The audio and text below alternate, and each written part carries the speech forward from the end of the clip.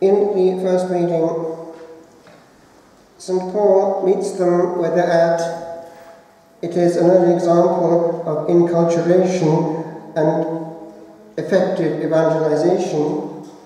He departs from what is known to lead to what is unknown. And he also hits on something which regards every human being, the fact that God has appointed one to judge the living and the dead. Today, while preparing this homily, a nudge came unexpectedly because it had not been my intention to give you two testimonies. People remember the visual bits. The first is, and here is his picture, the testimony given by this good Indian priest. It's something that happened to him shortly after his ordination.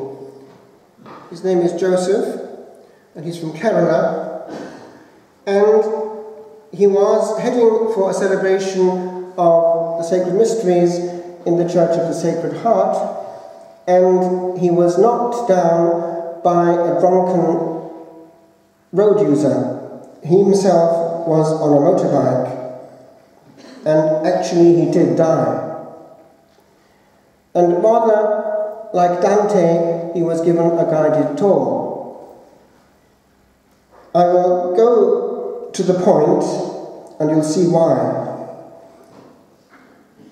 He saw the three regions of the beyond, but I just want to zoom briefly into what he saw in the bad place.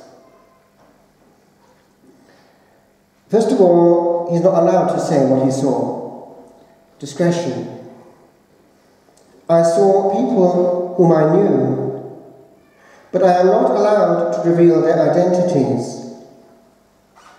The sins that convicted them were mainly abortion, homosexuality, euthanasia, hatefulness, unforgiveness, and sacrilege. The angel told me that if they had repented, they would have avoided hell and gone instead to purgatory. I also understood that some people who repent from their sins might be purified on earth. Remember, never waste your suffering. It can be your anticipated purgatory. This way, they can avoid purgatory and go straight to heaven. I was surprised when I saw in hell even priests. And do you know why? It's because they have received more grace and they carry more responsibility. But he goes on. And bishops. Now that's quite startling. They also have received more grace and far more responsibility. Some of whom, he goes on, I never expected to see. Many of them were there because they had misled the people with false teaching and bad example.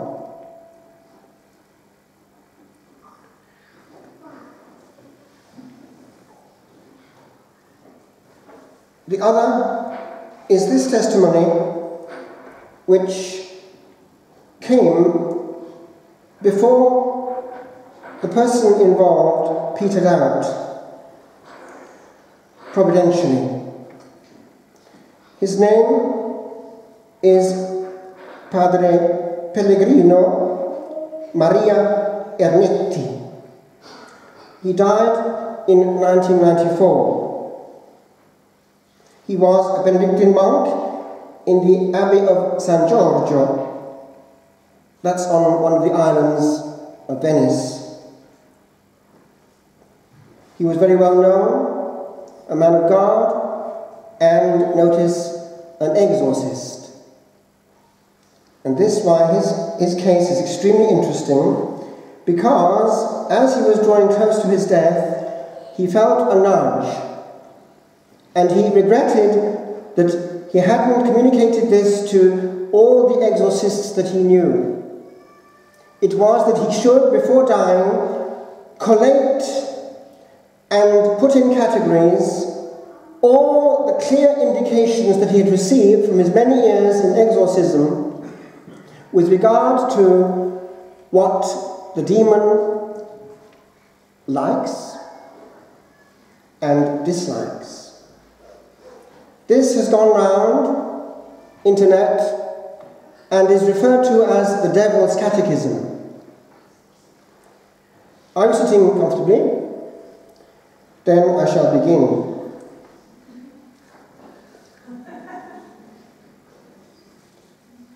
What are the things that the devil likes? The host in the hand. And here the devil is quoted, so that I can trample on your God, that God which I killed, and I can celebrate my masses with my priests, which I snatched from him. Two things here. We know that this was hugely pushed, because anything that attacks the sacred is of great interest to you-know-who, and also has fringe benefits for the same you-know-who. Very easy to get hold of the sacred host. And do you know that every month these satanic groups have to have a certain number of validly consecrated hosts, and the devil knows which they are. You can't fool him. So all the time they're disappearing from our celebrations, even from our tabernacles, because people know where the key is and so on. All the time hosts are disappearing without our knowing it. And you know what happens to them. They are abused in the most horrible, horrible way, in orgies which I cannot describe. That is satanic ritual, but he here is also referring to the maximum, which is when he gets hold of a Catholic priest who has fallen. Do you know that when a Catholic priest leaves the priesthood, he will be often discreetly, but really, contacted by these groups? Some go along with it and go into the other side. We had some years ago in Italy the case of a group of priests who had done that and had got into a terrible black con-celebration with the intention of getting a victim soul who had given her life for priests, who was in her 30s, possessed. And it was a horrible case of possession. And under pressure, the devil was obliged to admit that he would be obliged to leave if there were a great number, and he insisted, a great number of 15-decade rosaries said. The power of the rosary. He hates the rosary. So, a full black mass demands a fallen priest. With regard to communion in the hand, in the new rite one cannot oblige, but I would, because this is a mass of reparation, warmly invite you, because all three priests here will be sympathetic, to receive with the maximum of respect in reparation to what happens outside there.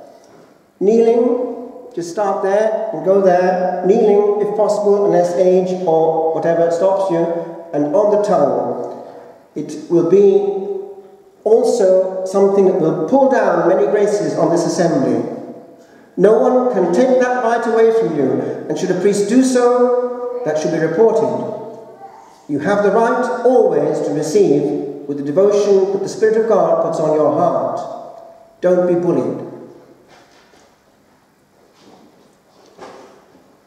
Number 2, priests dressed as street cleaners camouflaged, so that I lead them where I want, in the hotels and in private houses, in search of, and I won't go into detail. It's a huge victory when a priest is in practice unavailable because not identifiable. 3. The priests and the bishops enrolled in the Freemasonry and in my sects. Blessed Paul VI in 1971 or 72 came out with this: the smoke of Satan has entered into the temple of God by some crack. 4. The miniskirts, with which I ensnare men and women, and I fill up my kingdom. What happiness, what joy. 5. The television. The television. It is my device. I invented it. In order to destroy the single souls and the families, I separate them. I break them up with my subtle and penetrating programs. It's a process of erosion, being exposed as a nation day in, day out to the negative evangelization that the norm is what comes out of Fair City, Coronation Street, EastEnders. The soaps are the pulpit of another norm, the normalization of the kingdom of darkness, the pulpit of Satan. And many Christians goggle hours on end and can't bear a sermon that goes on for 5 minutes.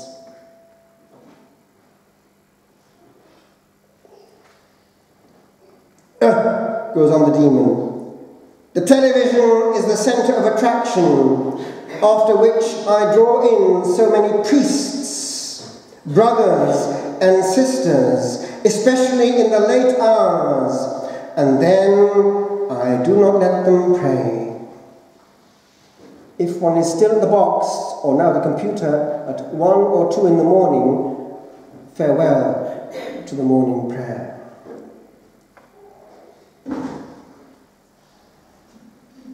6.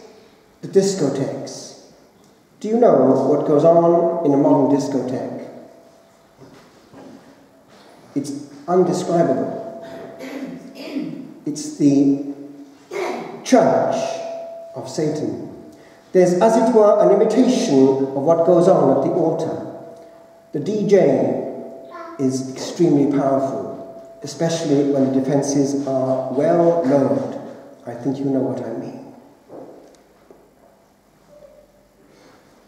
Divorce, the separation of the married couples. This was invented by me. Of it I demand the property. It is one of my most intelligent discoveries. In this way, I destroy the family, and I destroy the society, where I am adored as the king of the world. Goes on, I spare the detail. In a word, he indicates how he's made of pleasure the means. 8. Abortion. The killing of the innocent. It has been researched and found and published recently in America that the greatest cause of death in American society right now is abortion. After that, and way down after that, comes heart disease. So the greatest killer in civilized society is of our own choice. Do you know that Padre Pio one time had a lady before him And she came out with this, that I had an abortion, and he said to her, "Madam, what have you done? Your son was to be Pope." Do you also know that it has been picked up, I forget the source, but it's very reliable, that the Lord was asked why there was no cure given for cancer. And he is reported to have replied, "I gave the cure. It had been in my program. But the person who was going to find it was aborted." Do you know also that what's happening demographically in Europe right now is not just socially accidental? There's a huge brain, a sinister power, wanting that we lose our children and allow in others with their new gospel, which is precisely the work of you-know-who. I won't go into detail. It's not politically correct, but read between the lines and wake up. Drugs. It is the most delicious food that I make the youth eat, to make them crazy. And in this way, I make them do as I want. Thieves, assassins, lustful, fierce like me, dominators of the world, my ministers. 10. But above all, I like and I am delighted by those bishops and those priests who deny my existence and my work in the world. And he goes on to comment how blissfully he observes how very few appoint what he cannot bear, exorcists. 11. The politicians who declare themselves Christian. Does that sound slightly familiar? And he goes on, who give a bit of the truth so as to attract votes and therefore maintain power. Power.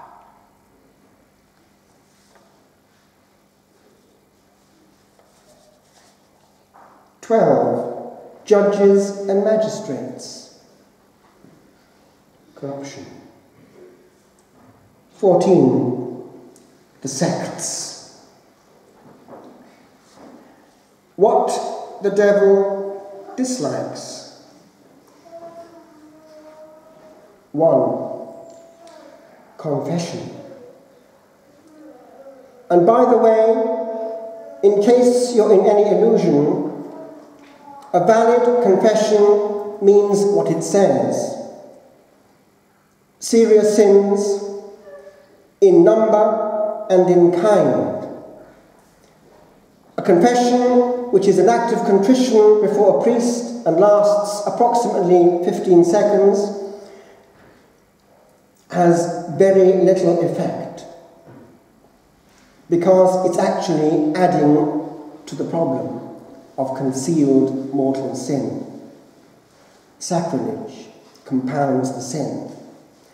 So this plethora of quickies around Ireland in our penitential seasons is a great victory for the same you-know-who. He loves sacrilege. 2.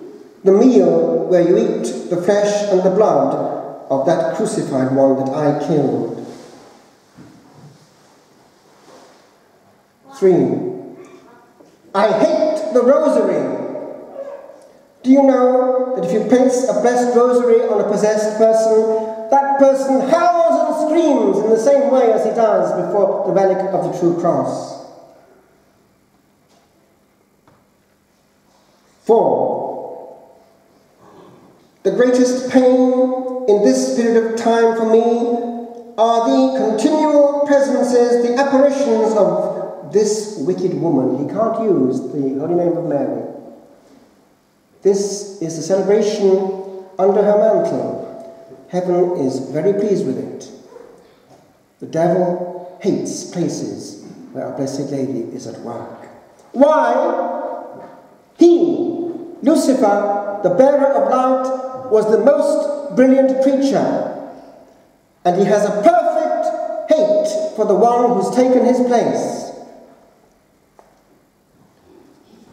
Next, he goes into the hatred he has for obedience to that man dressed in white. It's the Holy Father. Then he goes on to those little servants with the head covered who abandon all and everything in order to close themselves within four walls, in order to sacrifice all that is beautiful and good for that God that only I have succeeded in defeating. Yesterday, a friend of mine went into an enclosed monastery for the summer, perpetual adoration.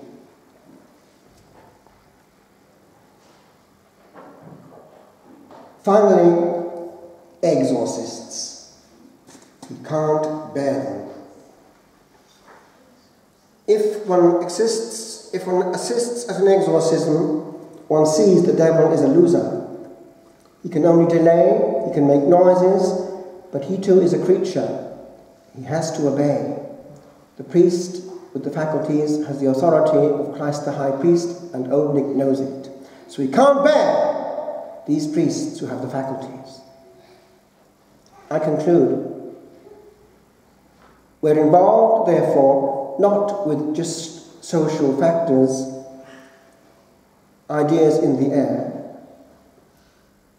As St. Paul points out, our battle is with the hidden forces of the universe, who are far more intelligent than we are, and above all, want immortal souls, and love the sacrifice of the innocent. And there's something very similar to what happened in Druidic and pagan times to what he wants to happen again now in Ireland. He must have blood, the blood of the innocent.